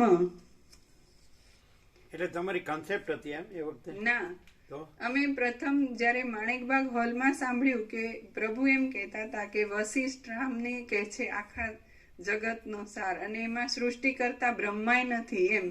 તો જેને સૃષ્ટિ કરતા બ્રહ્માય સત્ય નથી લાગતા એ પરમ તત્વ. એટલે એ વખતે અમને આ શબ્દો નહોતા, મહાચિદાકાશ કે પરમ તત્વ કે કંઈ પણ ભગવાન હોય એમ એવી રીતે. તો જ્યારે આ પહેલી વખત અમારે સાંભળવામાં આવ્યું, સદગ્રંથ હાથમાં હતો, ત્યારે અમે પ્રભુ લખી દો કે આ પ્રભુ એટલે આ જ એક્ઝેક્ટ છે એવું. એક્ઝેક્ટ. જેમ જળમાંથી પેદા થતી જળરૂપે દેખાતી ચક્રી ઉદય પામે છે. એટલે જેમ રામકૃષ્ણે કીધું એવું અમે કદી નથી કહ્યું. અમે પોતે જ પરમ ચિદાકાશ પરમ જ્યોતિ અખંડ જ્યોતિ છે. એટલે પછી દૂધમાંથી પોરું કાઢવાનું રહ્યું જ નહીં. પછી હવે અમે એમ કહીએ કે એ તમારા વેદાંતની દ્રષ્ટિએ નહીં તો એમ કહી શકીએ. કઈ રીતે? એ ક્યાંથી વેદાંતની દ્રષ્ટિએ નહીં એમ કે છે ને આ ક્યાંથી વેદાંતની દ્રષ્ટિએ નહીં એમ કહે છે? આ કે છે એ જે વશિષ્ઠ કે છે કે આકાશમાં ઋગ્વેદ લખી શકાય એ છે આ. અને એ પરમ આકાશ, એમાં ચિદાકાશ પોતે છે અને માયાકાશ, ચિત્તાકાશ, ભૂતાકાશ નથી. તો નથી કેવા પણ નથી એવું પરમ ચિદાકાશ છે. વેદાંતમાં શું હોય ને આમાં આ શું છે? વેદાંતમાં બ્રહ્મનું આખું વર્ણન કરે છે કે આવું છે, આવું છે, આવું છે, પણ સ્વયં પોતે પ્રકાશ છે એ આ છે. અને એટલે બેમાં વાક્ય ક્રિયાપદ એક જ આવે. એ તમારા વેદાંતની દ્રષ્ટિએ નહીં, એ તમારા વેદાંતની દ્રષ્ટિએ નહીં. એટલે પેલામાં વેદાંતની દ્રષ્ટિએ નહીં એમ કહો તો હું મને જે રામ અને કૃષ્ણ માનું છું એ બાધિત થઈ જાય. અને અહીંયા વેદાંતની દ્રષ્ટિએ નહીં કે આ વેદાંત નિરપેક્ષ છે, અનંતપૂર્ણ નિરપેક્ષ જ છે પરમ ચિદાકાશ. અમે પોતે વેદાંત થી અમે નથી અને અમારામાં વેદાંત પણ નથી. એ એપિયરન્સમાં આવે, દ્રશ્ય સ્ફુરણ એમાં સમજાય. એ પણ અવિદ્યામાં આવે. એ તો આમાં આવ્યું વેદો ને શાસ્ત્રો ને પાખંડ શાસ્ત્ર બધું આવી પરમેશ્વર અવિદ્યા. આ પાસે એમ કે વેદો અપૌરુષય છે એટલે સાક્ષાત પરમેશ્વરની વાણી છે, પણ પરમેશ્વર જ અવિદ્યા છે એટલે એની વાણી પણ અવિદ્યા છે. અને અમે પોતે જ પરમ ચિદાકાશ પરમ જ્યોતિ અખંડ જ્યોતિ છે. એટલે આવી રીતે ક્યાંક તો વ્યક્ત થયું હશે ને કે આજ સુધી પૃથ્વી જેવા કઈ બ્રહ્માંડ કે અનંત કોટી બ્રહ્માંડો ત્રસરેણુ જેવા ભાસ છે અને શૂન્ય ભાસ અનંત કોટી મહાકલ્પો છે જ નહીં. તો આ પ્રકાશ કરનાર બીજું પ્રકાશ ક્યાંથી હોય?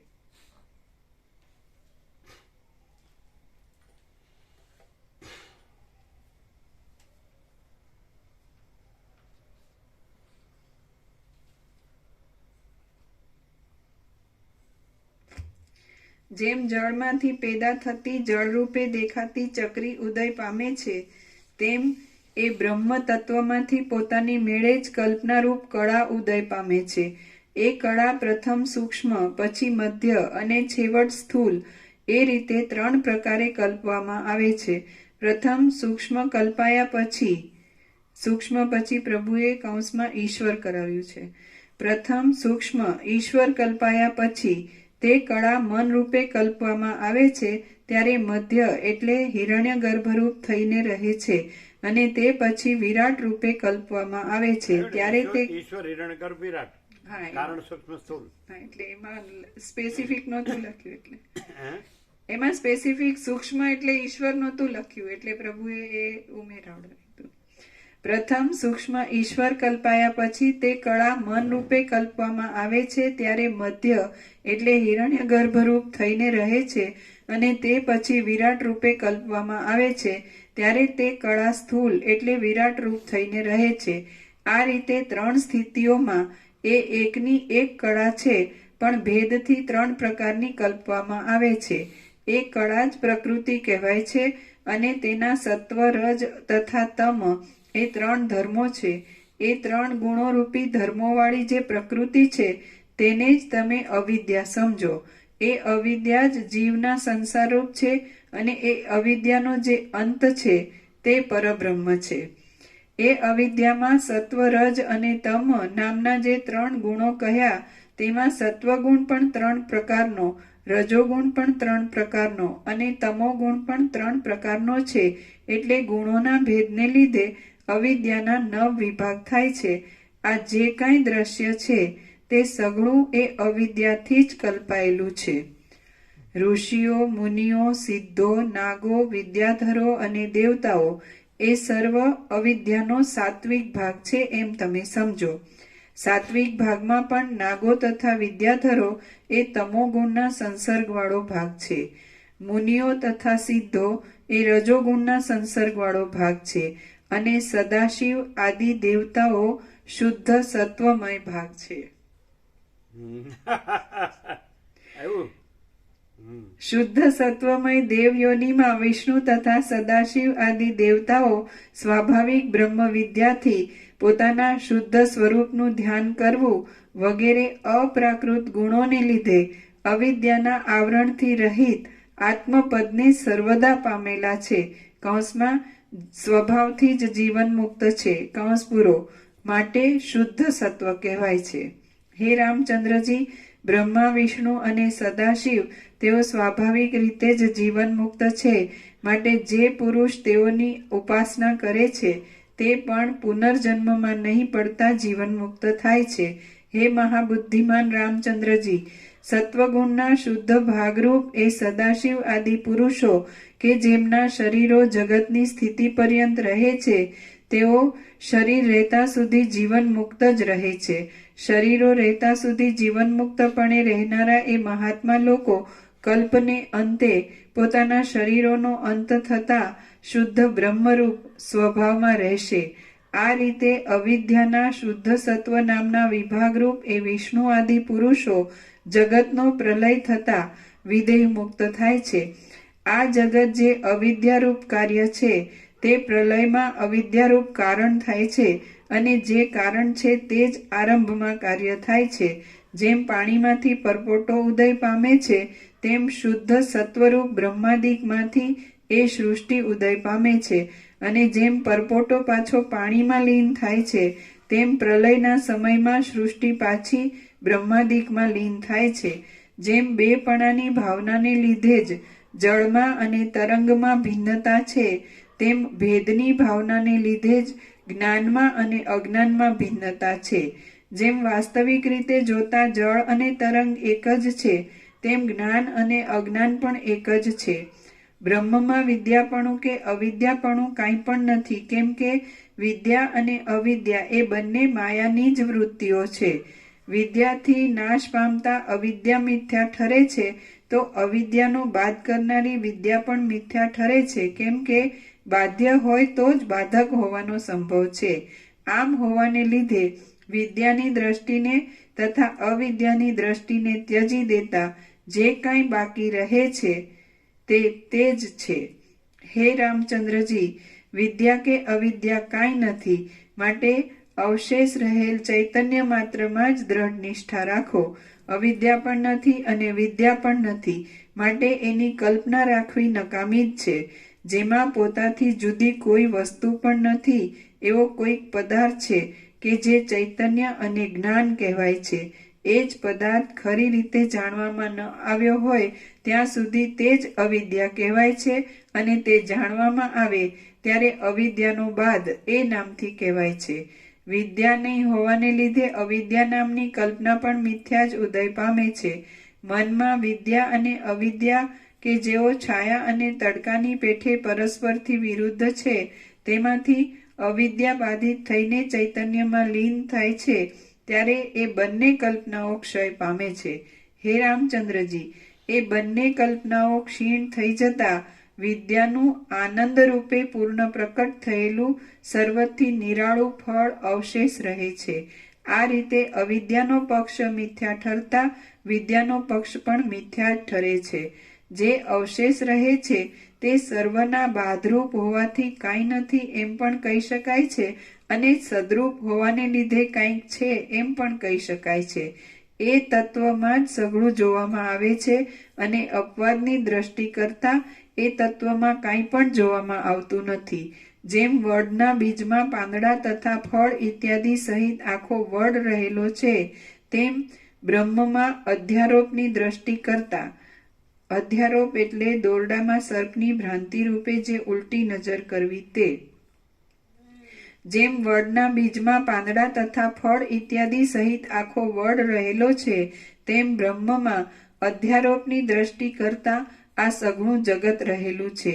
એ બ્રહ્મ તત્વ સઘળી શક્તિઓવાળું છે, સઘળી શક્તિઓના ડાબલારૂપ છે, આકાશ કરતાં પણ અધિક શૂન્ય છે અને ચૈતન્યરૂપ હોવાને લીધે શૂન્ય પણ નથી. જેમ સૂર્યકાંત નામના મણીમાં અગ્નિ રહ્યો છે અને જેમ દૂધમાં ઘી રહેલું છે, તેમ એ બ્રહ્મ તત્વ આ સઘળા જગતમાં રહ્યું છે. દેશના તથા કાળના ક્રમનો ઉદય થાય છે ત્યારે જેમ અગ્નિમાંથી તણખાઓ નીકળે છે અને સૂર્યમાંથી કિરણો નીકળે છે, તેમ ચકચકિત થયેલા એ બ્રહ્મરૂપ ચૈતન્યમાંથી જીવોરૂપ ચૈતન્યો નીકળે છે. જેમ સમુદ્ર તરંગોના ભંડારરૂપ છે અને નિર્મળ મણિ પ્રભાવોના ભંડારરૂપ છે, તેમ બ્રહ્મ અનંત જીવોના ભંડારરૂપ છે. બહારના તથા અંદરના પદાર્થો સહિત આ સઘળું જગત બ્રહ્મમાં જ છે, કેમ કે જગતની સત્તા બ્રહ્મની સત્તાને અધીન છે. જેમ ઘડાઓનો નાશ થતા આકાશનો, કેમ કે જગતની સત્તા બ્રહ્મની સત્તાને અધીન છે. પેલા એવું હોય છે, બ્રહ્મની સત્તા જગતની સત્તા નથી, જગતની સત્તા બ્રહ્મની સત્તા નથી. જેમ સમુદ્ર તરંગોના ભંડારરૂપ છે અને નિર્મળ મણિ પ્રભાવોના ભંડારરૂપ છે, તેમ બ્રહ્મ અનંત જીવોના ભંડારરૂપ છે. બહારના તથા અંદરના પદાર્થો સહિત આ સઘળું જગત બ્રહ્મમાં જ છે, કેમ કે જગતની સત્તા બ્રહ્મની સત્તાને અધીન છે. જેમ ઘડાઓનો નાશ થતા આકાશનો નાશ થતો નથી, તેમ ઉપાધિઓનો વિનાશ થતા બ્રહ્મનો વિનાશ થતો જ નથી. બ્રહ્મ સર્વદા અવિનાશી જ છે. પૂર્ણ બ્રહ્મ અનંત સંપૂર્ણ અખંડ અવિનાશી. પૂર્ણ બ્રહ્મ અનંત સંપૂર્ણ અખંડ અવિનાશી. અજર અમર અખંડ અવિનાશી. અમે પોતે જ છીએ.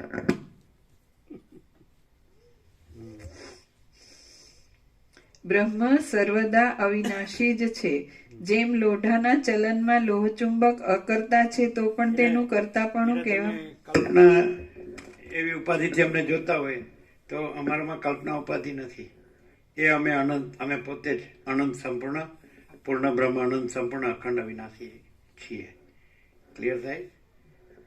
અમે પોતે જ પૂર્ણ બ્રહ્મ અનંત સંપૂર્ણ અખંડ અવિનાશી છીએ. પણ તમે કલ્પનાથી અમને જોતા હોય તો તમારી કલ્પના નથી, અમે નથી એવું નથી. અમે તો જે છીએ તે છીએ જ.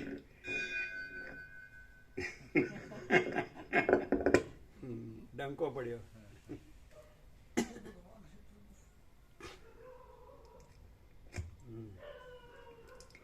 જેમ લોઢાના ચલનમાં લોહચુંબક અકર્તા છે તો પણ તેનું કર્તાપણું કહેવામાં આવે છે, તેમ જગતની ઉત્પત્તિ વગેરેમાં બ્રહ્મ અકર્તા છે તો પણ તેનું કર્તાપણું કહેવામાં આવે છે. જગતની ઉત્પત્તિમાં,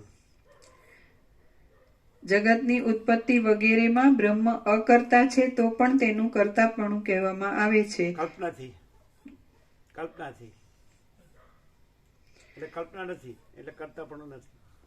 અને ઉત્પત્તિ સ્થિતિ લય નથી, જગત નથી.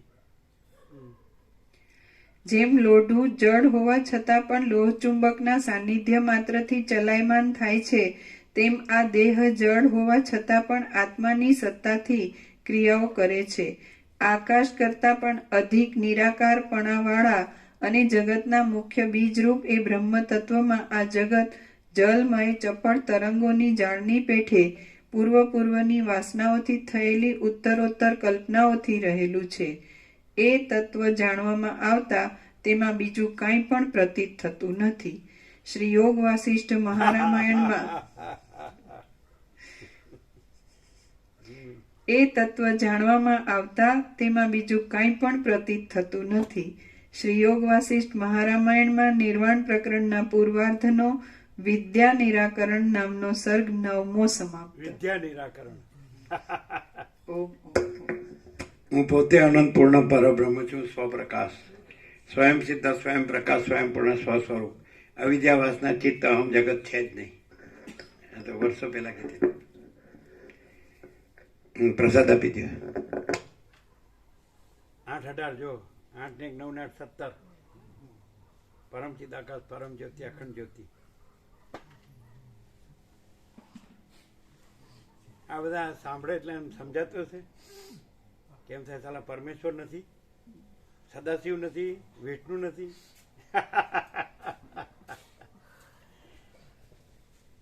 ને પણ આપણા ગુરુ તો બ્રહ્મ જ છે. હો, ગુરુ છે એ વિદ્યા ઉપાધિ ને અવિદ્યા ઉપાધિ ને કલ્પના.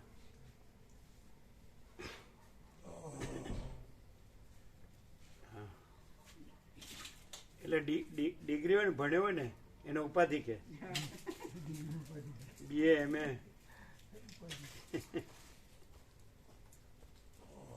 BSc MSc BCom MCom ઉપાધિ. LLB.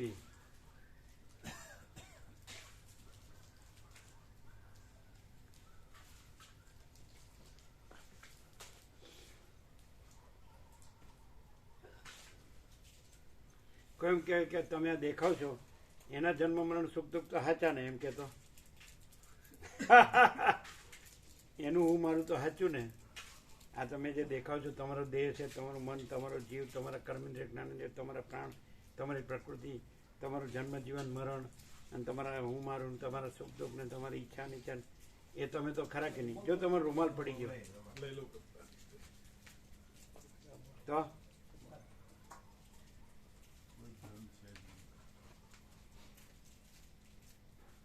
કોઈ એમ કેતો જે આખા પ્રકાશ રૂપ છો એ તમે સાચા, અને એમાં બીજું કંઈ જ નથી. એમ આ જે કંઈ વર્ણન કરવામાં આવ્યું એ એક્ઝેક્ટલી અખંડ તમે છો એ જ છે, પણ એમાં આવું નથી. પછી તમે આને પ્રભુ કહો તો ખોટું કે નહીં? અમે આને પ્રભુ કહીએ એમ નહીં, આખા અનંત અખંડ અભેદ પ્રભુ છે એ પ્રભુ છે. એટલે એમાં આ નથી, આખા આ જ છે. આ જ ગણો, આખા ગણો, જે કહો તે આ જ પ્રભુ.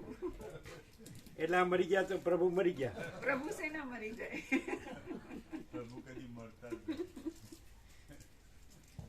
જન્મતા હોય તો મરે, જન્મનો ભ્રમ જ નથી.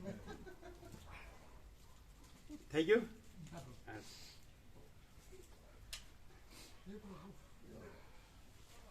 વચનામૃત હતું ને, ચિદાકાશ રામ જે આભાસમાં દ્રશ્ય છે, આભાસમાં સાક્ષાત છે.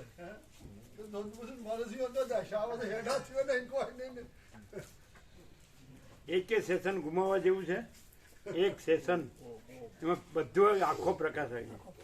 અનંત પ્રકાશ, અખંડ પ્રકાશ, અભેદ પ્રકાશ. બધો જન્મનો ભ્રમ ટળી જાય અને આમ પરમ શાંતિ થઈ જાય છે જ.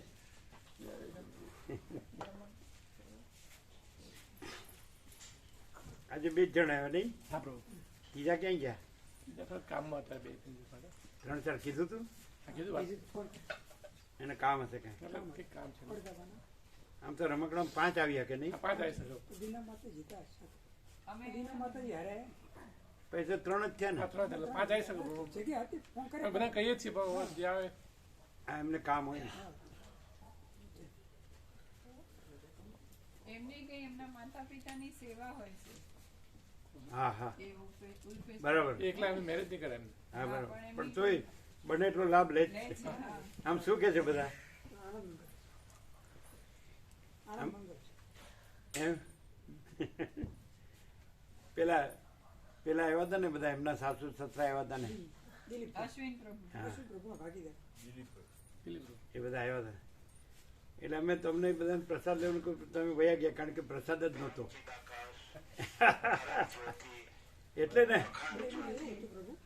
આરામ એ તો પછી એ લોકો માટે ગરમ રોટલી બનાવી, ચા બનાવી, બનાવી બનાવી એ લોકોએ લીધું. હા લીધું બોલે તો હા લીધું શું કે અમે નહોતા મળ્યા પણ પછી આજે પછી એમને આખું રાઉન્ડ દર્શન કરાય. દર્શન કર્યા હતા હા અહીં આવે એને શાંતિ મળે છે, શાંતિ અનુભવાય. હા, ચા ને રોટલી ન મળે. ના ફૂલ પ્રસાદ મળે એ ફૂલ પ્રસાદ મળે. એ દાળ જેવું હતું પ્રભુ, ઘર કરતાં ફૂલ એ પ્રસાદ દાળ મળે. જેવું હતું. અમે જઈએ એટલે એ દાડે જ એવું. ભાવ જ એટલો. નકર દરરોજ કોકડો કોકડો દાદા કોકડો ફૂલ પ્રસાદ આપે. અમે જઈએ એ દાડે જ ન હોય. ચોર કંપની પકડી જાય. હા ચોર. અમને એટલે ફૂલ રામા પ્રસાદ પ્રભુ કે હાલો લેવડાવે. હાલો કાંઈ છે નહીં આજે. હા, મામા પ્રભુ કે હાલો ચાલો કાંઈ નથી. પણ એ તો તરત એ લોકો માટે ગરમ રોટલી ચા બનાવી બનાવી પ્રભુ. એ લોકો લીધી. બનાવી. કીધું તું હા કીધું. શું કે એટલે કીધું કાકા બાપુ હતા ને કીધું તેમના પ્રસાદ લાયા એ ઉધ્યું લેતા આવ્યા હતા ઉધ્યું પ્રસાદ લાયા હતા હા હા એ આપ્યું તું. હા એ તો આને ક્યાં બનાવતા આવડે છે? બરોબર નહીં હોય. હે બધું સારું છે સારું આપણે લીધું એટલે તો સારું જ કેવું પડે. સાચા ભાવથી બનાવેલું સારું છે. એ તો અમને ખબર જ કે કેવા ભાવથી મંચુરિયન બનાવ્યું હતું. તમારું જ મંચુરિયન નીકળી ગયું. તમે ક્યાં લીધું જ પણ પ્રભુ જરા આ લેવા જેવું ન હોય ને લે એનું. કમાલ કરે છે આ. આવ સીધી વાત. તારે સીધી વાત છે. તમે ક્યાં લીધું? પાછું એવું અમારે લેવાનું. અત્યારે અમે નથી લઈ શકતા એ નથી લેતા. અમને મોઢામાં ઉગડે ને એ જ લેવાનું. સમજાય છે?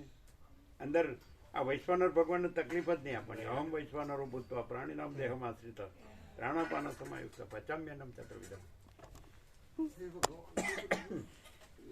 હવે આવું આનંદ મંગળ ક્યાંય છે? તમે આમ બધા જગતમાં જે બધા આમ જાણે પોતાને કાંઈ માનતા હોય ને એમાં ફરી વળો ને તો કોઈને શાંતિ નથી.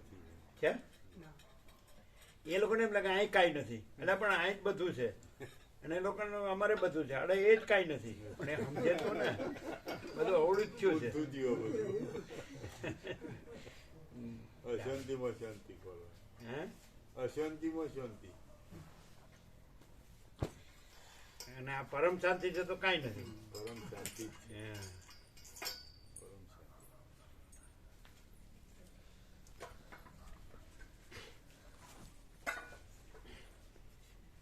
હવે આ નર્મદા પરિક્રમા ભગવાનનું સંપૂર્ણ દર્શન અને ભગવાનનું સંપૂર્ણ આનંદ મંગળ છોડીને કેનેડા જવાનું, અમેરિકા જવાનું.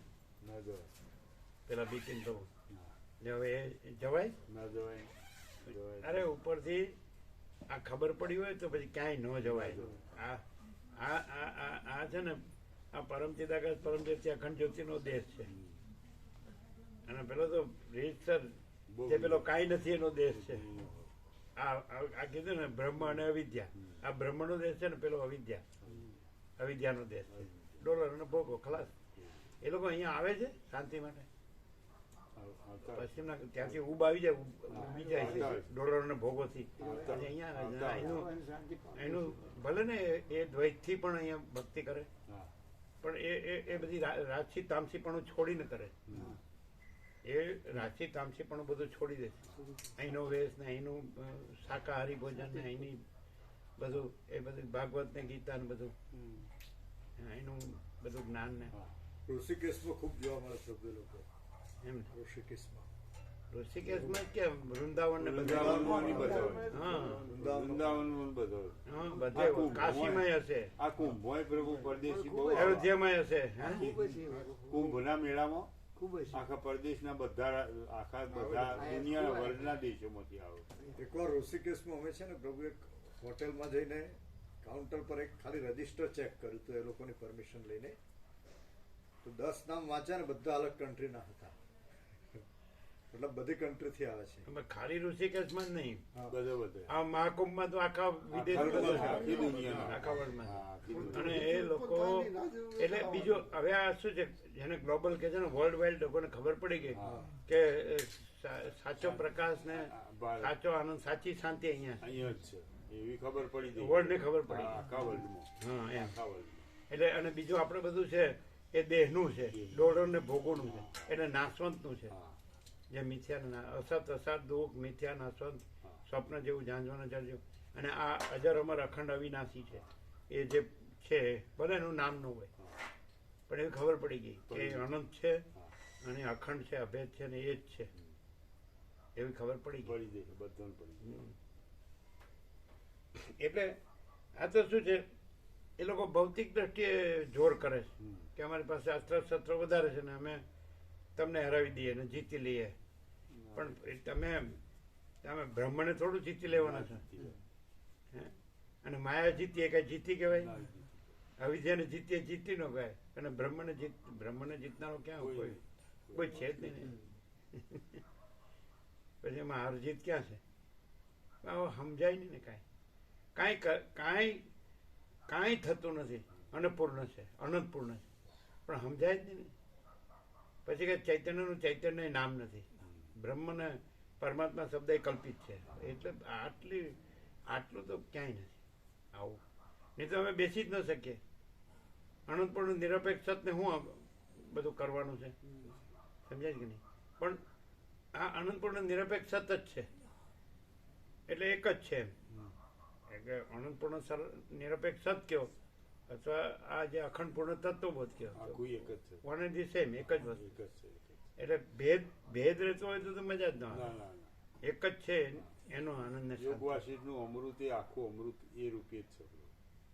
આખું અમૃત આ રૂપે જ છે. એવી રીતે આમ હૃદયમાં અનુભવાય એવું પરમ શાંતિ અને આનંદ સંપૂર્ણ અનુભવાય. યોગ વાસિષ્ઠનું અમૃત આ રૂપે જ છે કે આ રૂપ યોગ આ રૂપ વાસિષ્ઠ આ રૂપ યોગવાસિષ્ઠ આ રૂપ યોગવાસિષ્ઠ અમૃત રૂપે. સાચી વાત. સાચી વાત ઊંચી ચલાવો ને એટલે ઊંધું જ એવું જ ચાલે. આવે એવું જ આવે હમ. એવું જ આવે. ચાલો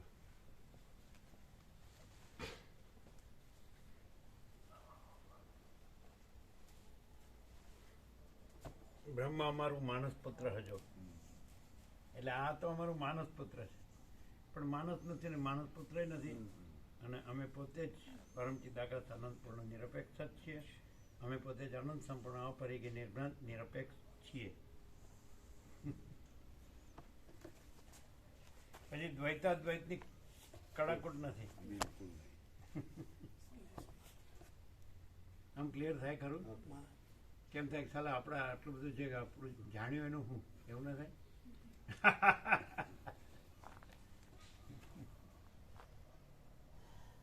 એટલે જ કેનોપનિષદ કે છે જેમ કે છે હું જાણું છું એ જાણતો નથી જે કે છે હું નથી જાણતો એ જાણે છે. એવું કેમ કીધું કેનોપનિષદ એવું કેમ કીધું કે જે કે છે કે હું જાણું છું એ જાણતો નથી અને જે કે છે હું નથી જાણતો એ જાણે છે એ કેવી રીતે જે કહે છે કે અલગ છે જ નહીં પ્રભુ. જેમ કે છે કે હું નથી જાણતો એ મહાસાગર તરંગોને નથી જાણતો એવી રીતે કીધું અને જેમ કે છે કે હું જાણું છું એ અહંકારનો ભ્રમ કે છે કે હું બ્રહ્મને જાણું છું. ને તરંગ એમ કે છે કે હું મહાસાગર છું એવું અને મહાસાગર એમ કે છે કે હું તરંગોને નથી જાણતો જાણતો. બધું ઊંધે ઊંધું.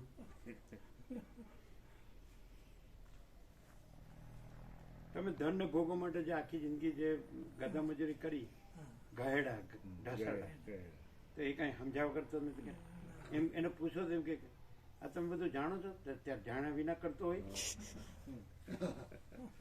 આ તમે ખેતી કરો છો કે આ દુકાન કરો છો કે મકાન કરો છો કે કૂવો કરો છો કે આ બધું આ તમે સંસાર માંડો છો કે પ્રજા ઉત્પન્ન કરો છો કે આ કરો છો બધું બધાનું બધું કરો છો જાણ્યા વગર કર્યો છે જાણ્યા વગર કૂવામાં પડ્યો હોય.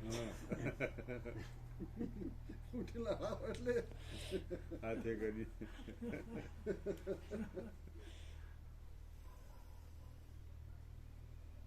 જાણીને કૂવામાં પડ્યો જાણી